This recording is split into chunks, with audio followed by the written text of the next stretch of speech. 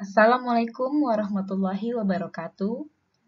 Kami kelompok 3 terdiri dari Tiasti Aryandini, Huriah, Putri, Enok Kurniasih, Nur Hikmah, dan Rohyanah.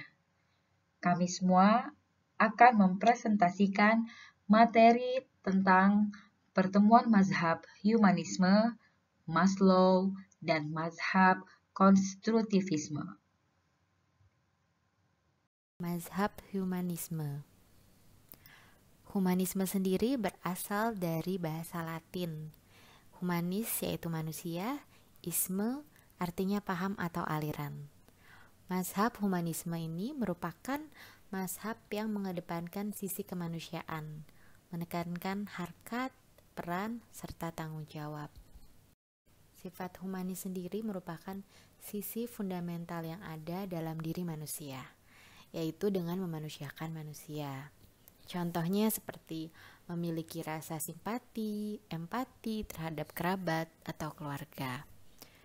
Pada dasarnya, setiap diri manusia mempunyai sifat humanis, namun memang memiliki kadar yang berbeda. Jadi memang dipengaruhi oleh latar belakang, lingkungan, dan berbagai faktor lainnya. Ada tokoh-tokoh humanisme, di antaranya yaitu ada Carl Rogers, ada Abraham Maslow. Beliau menjelaskan tentang terapi merupakan salah satu yang banyak digunakan oleh para psikolog, yaitu konseling dari hasil aplikasi teori humanistik. Humanistik beranggapan persepsi subjektif sangat penting dibanding persepsi netral atau objektif. Menurut Carl Rogers, meyakini bahwa orang-orang mempunyai kecenderungan motivasional alami ke arah pertumbuhan, pemenuhan, dan kesehatan. Menurut pandangan beliau, gangguan psikologis berkembang sebagian besar didasari oleh orang lain dalam perjalanan ke arah self-actualization. Apapun yang dialami seseorang sebaiknya ditumpahkan saja dengan tangisan dan tulisan, yang dimaknai dengan ketidaksadaran manusia dalam bentuk perilaku yang disebut client-centered. Tapi client-centered menurut Carl Rogers, di mana deskripsi proses konseling itu pertama adalah konseling memusatkan pada pengalaman individual.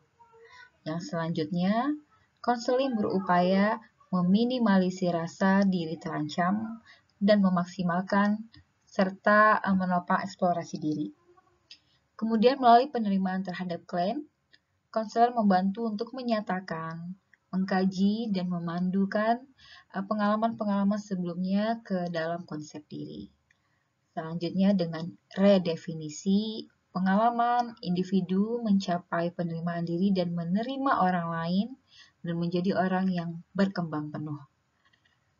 Terakhir dilakukan wawancara yang merupakan alat utama dalam konseling untuk menumbuhkan hubungan timbal balik. Tujuan konseling. Tujuan konseling dengan pendekatan client-centered adalah sebagai berikut. Pertama, menciptakan suasana yang kondusif bagi klien untuk mengeksplorasi diri sehingga dapat mengenal hambatan pertumbuhannya. Kedua, membantu klien agar dapat bergerak ke arah keterbukaan, kepercayaan yang lebih besar kepada dirinya, keinginan untuk menjadi pribadi yang mandiri dan meningkatkan spontanitas hidupnya. Ketiga, menyediakan iklim yang aman dan percaya dalam pengaturan konseling sedemikian sehingga konseli dengan menggunakan hubungan konseling untuk self-exploration, menjadi sadar akan blok atau hambatan ke pertumbuhan. Dan keempat, yang terakhir, konseli cenderung untuk bergerak ke arah lebih terbuka, kepercayaan diri lebih besar, lebih sedia untuk meningkatkan diri sebagai lawan menjadi mandek, dan lebih hidup dari standar internal sebagai lawan mengambil ukuran eksternal untuk apa ia perlu menjadi. Mengenai mazhab humanistik dari Maslow. Abraham Maslow dikenal sebagai pelopor aliran psikologi humanistik. Maslow percaya bahwa manusia tergerak untuk memahami dan menerima dirinya sebisa mungkin. Teorinya yang sampai saat ini masih terkenal adalah teori hierarchy of needs atau hierarki kebutuhan. Menurut Maslow, mengutip pada e-journal Raden Intan bahwa manusia itu termotivasi untuk memenuhi kebutuhan-kebutuhan hidupnya. Nah, kebutuhan-kebutuhan hidup manusia itu terdiri dari tingkatan yang disebut dengan hierarki. Mulai dari kebutuhan yang paling rendah, yaitu kebutuhan yang bersifat basic atau bersifat fisiologis, sampai kebutuhan yang paling tinggi, yaitu kebutuhan yang bersifat aktualisasi diri. Seseorang yang mempunyai need achievement yang tinggi, maka ia tentu akan semakin serius dalam menggeluti segala sesuatu. Ini adalah diagram dari hierarchy of needs-nya Maslow. Ini mengutip pada tesis dari Pascasarjana Konsentrasi Ilmu Perpustakaan dan Informasi UIN Sunan Kalijaga. Kita bisa lihat di sini bahwa pada diagram Maslow itu yang paling bawah, kebutuhan manusia yang paling bawah adalah psychological needs, yaitu kebutuhan yang bersifat fisik. Apa saja kebutuhan bersifat fisik? Diantaranya adalah makan, minum, kebutuhan istirahat, dan juga kebutuhan seksual. Kemudian untuk tingkatan selanjutnya, kebutuhan yang dibutuhkan oleh manusia adalah safety needs atau keamanan. Kebutuhan akan keamanan, stabilitas, proteksi, struktur hukum, keteraturan, dan batas. Kemudian meningkat lagi di kebutuhan yang menengah di sini adalah kebutuhan untuk dicintai, yaitu oleh kasih sayang keluarga, teman sejawat, pasangan, dan juga anak. Kebutuhan selanjutnya adalah self-esteem, yaitu penghargaan dari orang lain, kepercayaan diri, kemandirian, kehormatan, dan apresiasi.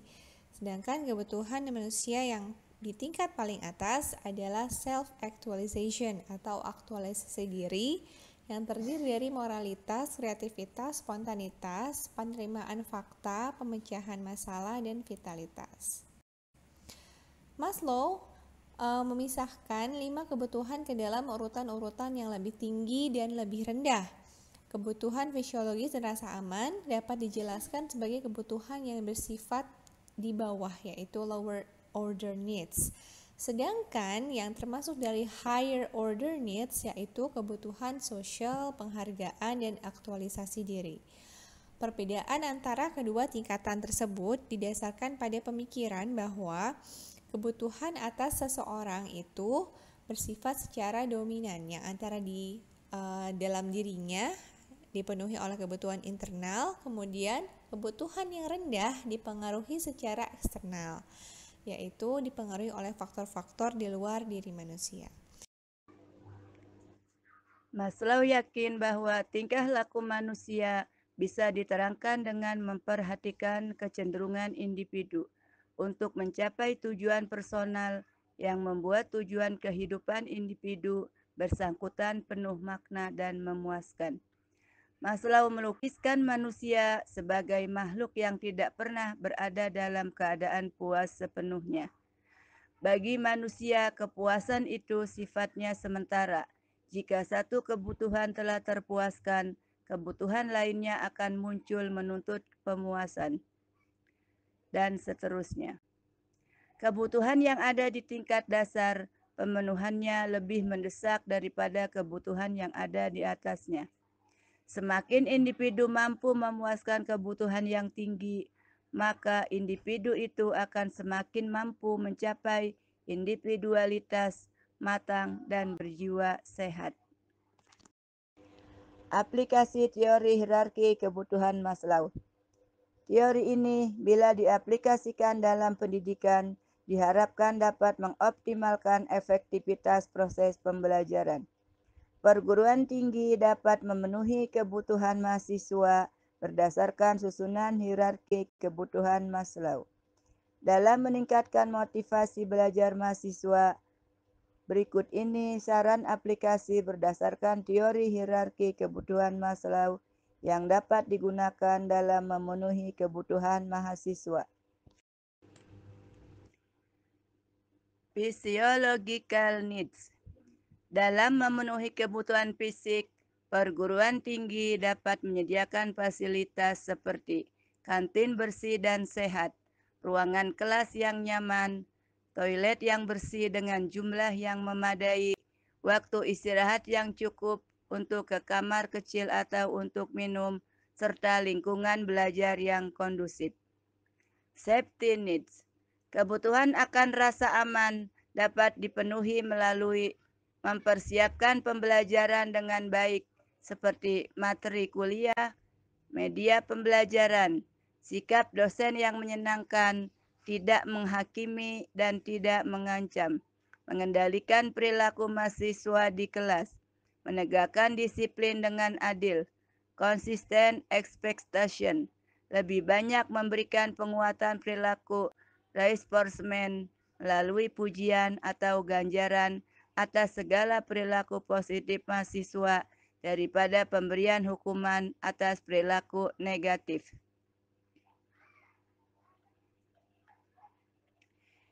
Belonging needs and love needs. Kebutuhan ini dapat dipenuhi melalui A. Hubungan antara dosen dan mahasiswa.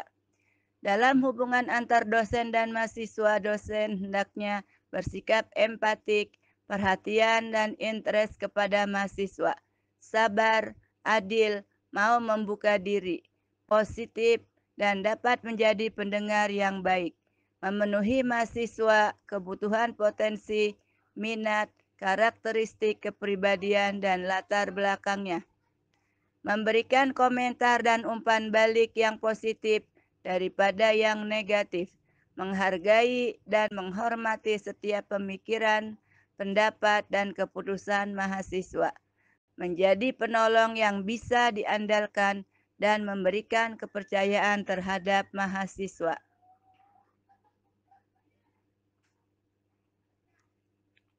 B. Hubungan antara mahasiswa dengan mahasiswa. Dalam hubungan antar mahasiswa dengan mahasiswa dapat dilakukan dengan cara mengembangkan situasi yang memungkinkan terciptanya kerjasama mutualistik dan saling percaya di antara mahasiswa, mengembangkan diskusi kelas, peer tutoring, mengembangkan unit kegiatan mahasiswa atau UKM, himpunan mahasiswa jurusan, dan kegiatan kemahasiswaan lainnya. Esteem needs.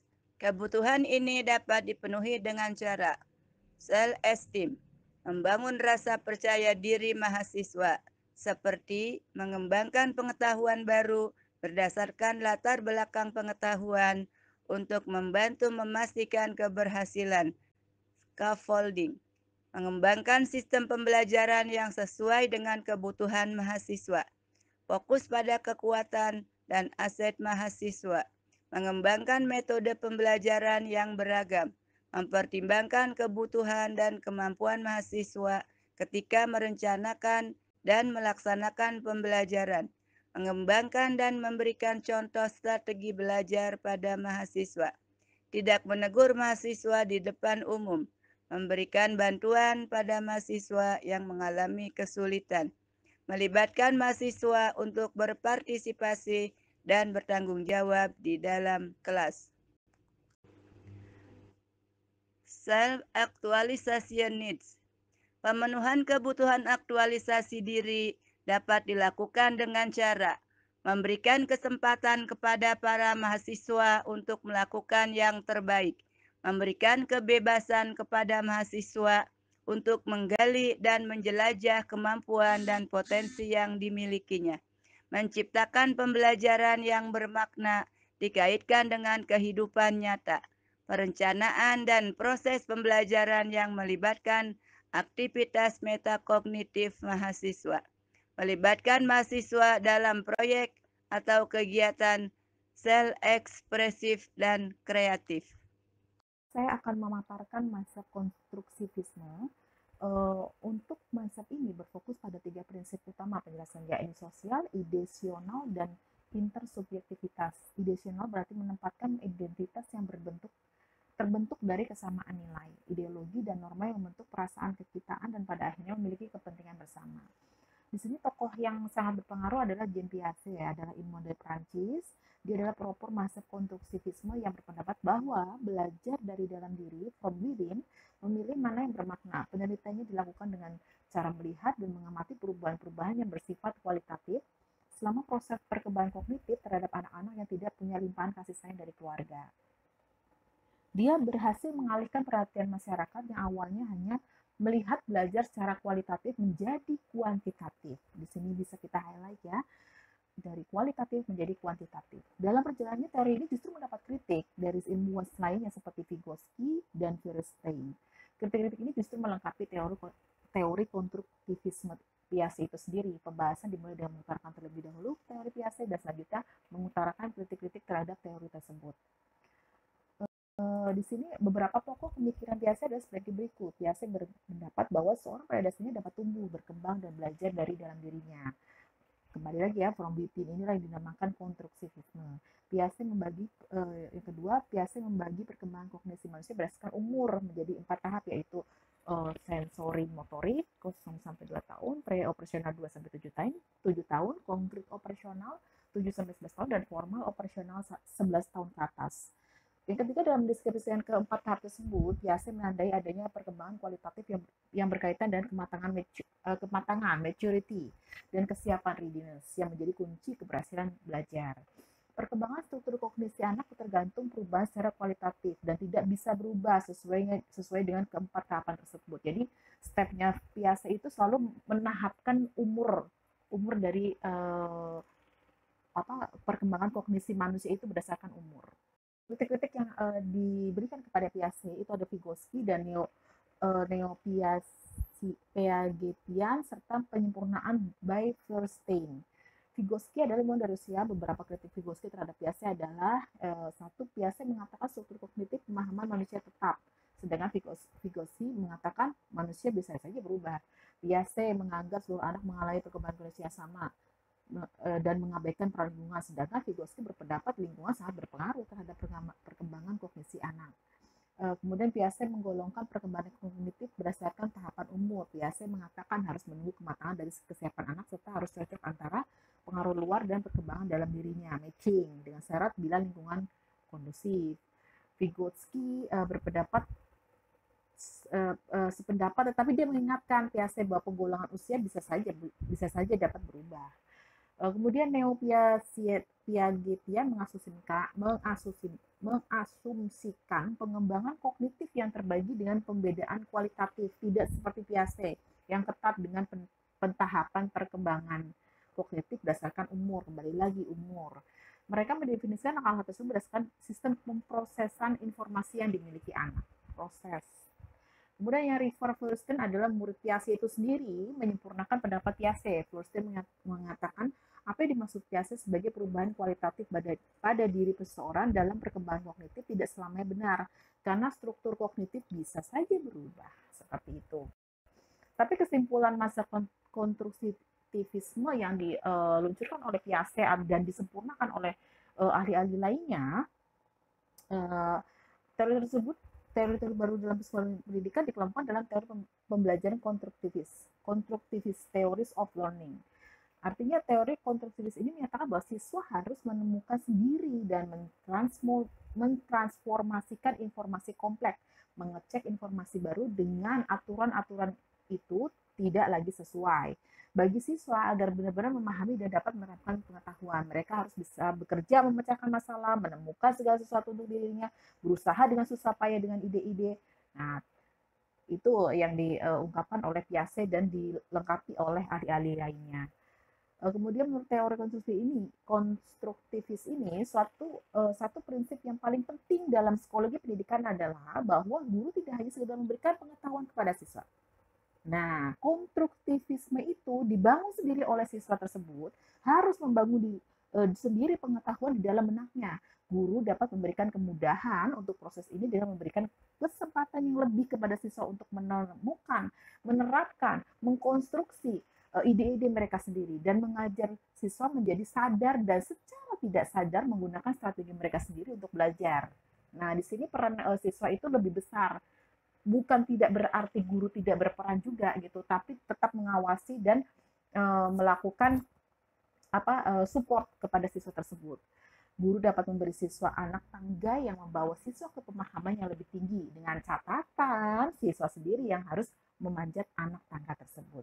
Aplikasi mazhab konstruktivisme. 3 dalil pokok Piaget tentang perkembangan intelektual atau perkembangan mental. Yang pertama, perkembangan intelektual terjadi melalui tahap-tahap beruntun yang selalu terjadi dengan urutan yang sama.